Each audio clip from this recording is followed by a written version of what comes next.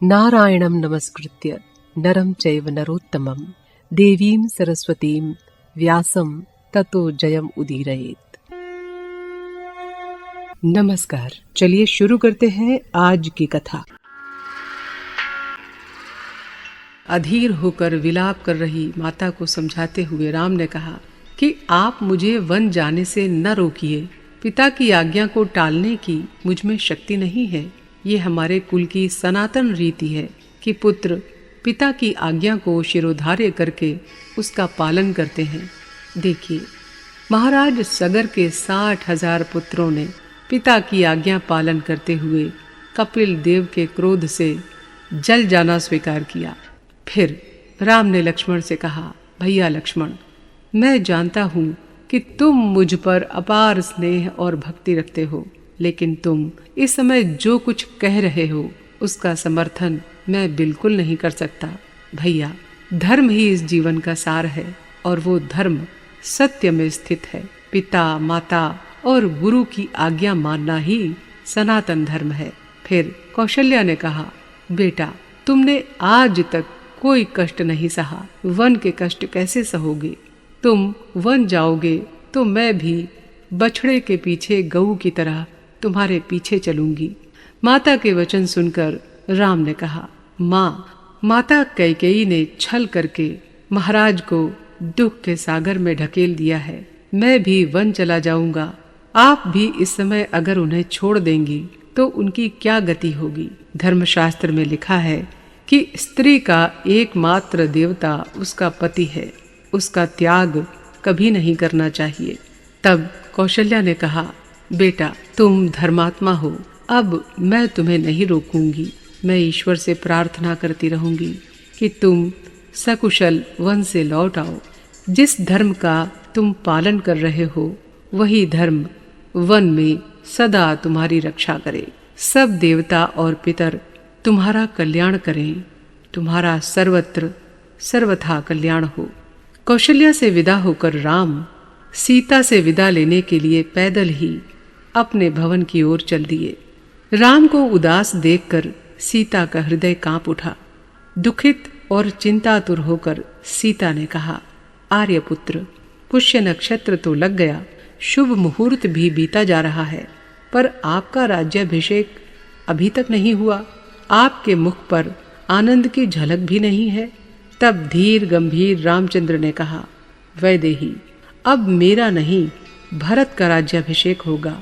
मैं महाराज की आज्ञा से अभी 14 वर्ष के लिए वन जाऊंगा।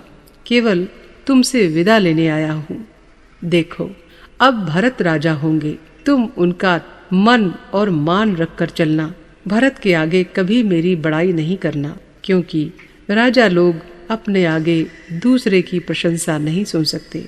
नित्य पिता को प्रणाम और माताओं की सेवा करना। हे कल्याणी, तुम यहाँ रहकर अपने कर्तव्य का पालन करो और मैं पिता की आज्ञा पालन के लिए वन जा रहा हूँ। राम के ये वचन सुनकर सीता जी को बड़ा दुख हुआ। उन्होंने कहा, आर्यपुत्र, ये आप क्या कह रहे हैं? आप जैसे धर्मात्मा और वीर को ये शोभा नहीं देता। स्त्री की गति केवल पति ही है। अगर आप कर्तव्य पालन के लिए वन जाने को तैयार हैं, तो मैं भी अपने कर्तव्य का पालन करने के लिए आपके आगे आगे वन को चलूंगी।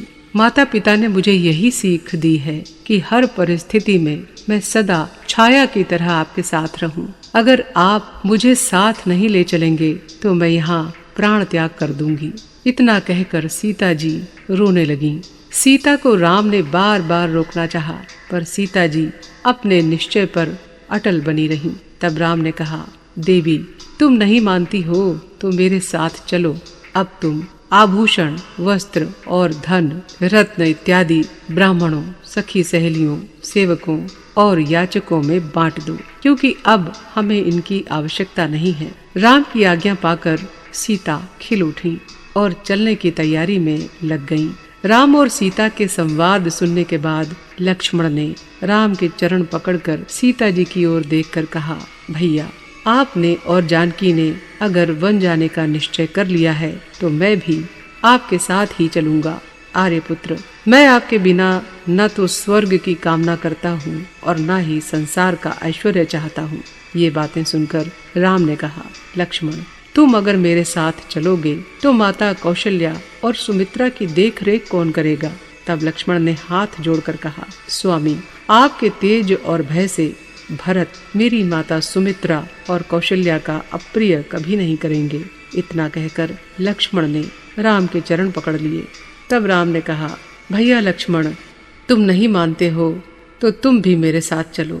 जाओ, माता सुमित्रा और अपने सुहृदों से आज्ञा ले लो और देखो, महाराज जनक के यज्ञ में महात्मा वरुण ने जो दिव्य 2 धनुष, कभी बाणों से खाली न होने वाले 2 तरकश, न टूटने वाले कवच और सूर्य के समान चमकीले 2 खंग हमें दिए थे और हमने आचार्य के घर पर रख दिए थे, उन शस्त्रों को लेकर शीघ्र आओ।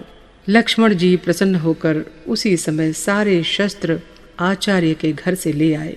तब राम ने कहा, लक्ष्मण, अब तुम मेरे सखा सुयज्ञ और ब्राह्मणों को बुला लाओ। उन सब के आ जाने पर रामचंद्र ने अपने और सीता जी के रत्न जड़ित स्वर्णाभूषण और रेशमी वस्त्र, सोने की मोहरें इत्यादि सारा धन गरीबों और याचकों में बांट दिया। लक्ष्मण ने भी ऐसा ही किया। उसके बाद सीता और लक्ष्मण के साथ रामचंद्र पैदल ही कैकेयी के भवन की ओर चले। सीता सहित राम और लक्ष्मण को पैदल चलते देखकर अयोध्यावासी रोने लगे और दशरथ तथा कैकेयी को भला बुरा कहने लगे। राम ने कैकेयी के भवन में पहुंचकर सुमंत्र से कहा, आप जाकर पिताजी को मेरे आने की सूचना दीजिए। सुमंत्र ने भीतर जाकर देखा, राहु से ग्रसित मलिन सूर्य के समान श्रीहत राजा दशरथ दुख और बेबसी के कारण लंबी लंबी सांसें छोड़ रहे हैं। सुमंत्र ने हाथ जोड़कर मंद स्वर में कहा, महाराज की जय हो। आपके यशस्वी ज्येष्ठ पुत्र रामचंद्र सबसे विदा लेकर आपके दर्शन के लिए द्वार पर उपस्थित हैं। ये सुनकर दशरथ की छाती जैसे फट गई। उन्होंने सुमंत्र से कहा, तुम मेरी सब रानियों को यहाँ बुला लो, मैं उनके सामने राम से मिलूंगा। सुमंत्र उसी समय दशरथ की 350 रानियों को बुला लाए। उन सब के आगे देवी कौशल्या थीं। फिर दशरथ ने राम को बुलाया। राम को देखते ही महाराज उन्हें गले लगाने के लिए दौड़े और अचेत होकर पृथ्वी पर गिर पड़े। राम लक्ष्मण ने दौड़कर उन्हें उठा लिया। सब रानियां ऊंचे स्वर से रोने लगीं और हाहाकार करने लगीं। घड़ी भर बाद जब राजा को होश आया तब राम ने हाथ जोड़कर कहा, महाराज, आप हम सबके स्वामी हैं। मैं आपसे दंडकारण्य जाने की आज्ञा मांगता हूँ। सीता और लक्ष्मण भी साथ जाना चाहते हैं, इसलिए शोक छोड़कर हम सबको जाने की आज्ञा दीजिए। 14 वर्ष बाद लौटकर मैं फिर आपके श्री चरणों के दर्शन करूंगा। दशरथ ने रोते हुए कहा, बेटा, तुम्हारा कल्याण हो। फिर कुशलता के साथ लौटने के लिए वन की यात्रा करो। फिर दशरथ ने सुमंत्र से कहा, सुमंत्र, मेरी सारी सेना, शस्त्र, खजाना, श्रेष्ठ पुरवासी, महाजन और ब्राह्मण भी राम के साथ वन जाएंगे। तब कैकेयी ने निर्लज्जता के साथ कहा, जब सब कुछ आप राम को ही दे रहे हैं, तब नाम मात्र का राज्य लेकर भरत क्या करेगा। बस आज की कहानी यहीं तक। आगे की कहानी के लिए इंतजार कीजिए अगले एपिसोड का। तब तक के लिए नमस्कार।